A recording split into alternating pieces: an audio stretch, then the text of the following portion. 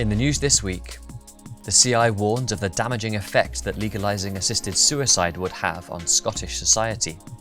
Sir Keir Starmer is urged not to penalise free speech in moves to clamp down on public disorder.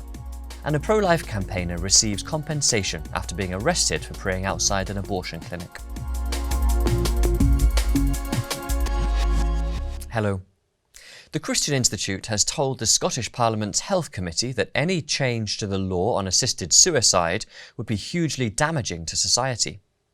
In its response to the committee's call for evidence on Liam MacArthur MSP's assisted dying bill, the CI said the proposal would devalue the lives of vulnerable people, expose them to coercion to end their lives, and fundamentally change the relationship between doctors and patients. The Institute's head of policy and research, Dave Greatorex, outlined some key concerns. Allowing assisted suicide sends the terrible message that some lives are not worth living. People who have a terminal illness, they need a clear, firm law to protect them in their darkest moments. But legalising assisted suicide, making it an option, then it means that those vulnerable people are put under pressure to consider that option. So the so-called choice to die very quickly becomes a duty to die.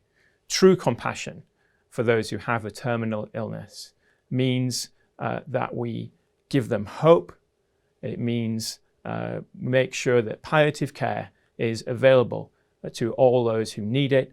Make sure that we truly value their lives. The Institute has warned that the Prime Minister should not curb legitimate free speech in response to recent public disorder. Sir Keir Starmer has previously said he does not wish to pass new legislation every time there is a challenge in front of us, but he is reportedly under pressure to do so. Following scenes of violence and rioting across the country, London Mayor Sadiq Khan said, "I think very swiftly the government has realised there needs to be amendments to the Online Safety Act. I think what the government should do very quickly is check if it is fit for purpose. I think it's not fit for purpose."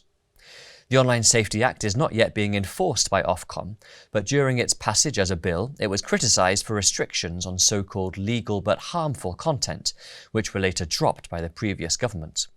Institute Deputy Director Simon Calvert said it would be unwise for the Prime Minister to reintroduce the controversial measures.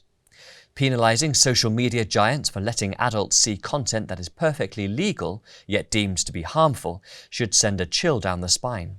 It's simple. If you can legally say it in the street, you should be able to legally say it online.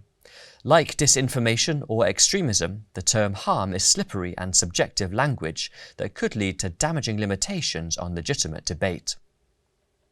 A national charity has found that early exposure to gambling increases the risk of harms in later life.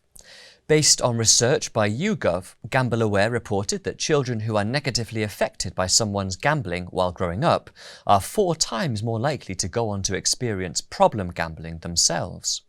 It's also estimated that up to 1.65 million youngsters are living in British households with problem gamblers.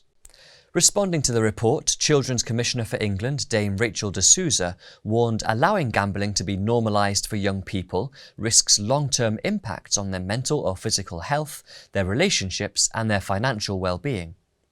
In its leading article, The Times urged the government to reform gambling legislation, commenting, "It is terrible enough to exploit adults and drive them to despair, but it is appalling to ruin the lives of children, either by corrupting them in their youth or by laying the foundations for future suffering." And finally, pro-life campaigner Isabel Vaughan-Spruce has received £13,000 and an apology from the police after being wrongfully arrested for silently praying outside an abortion centre.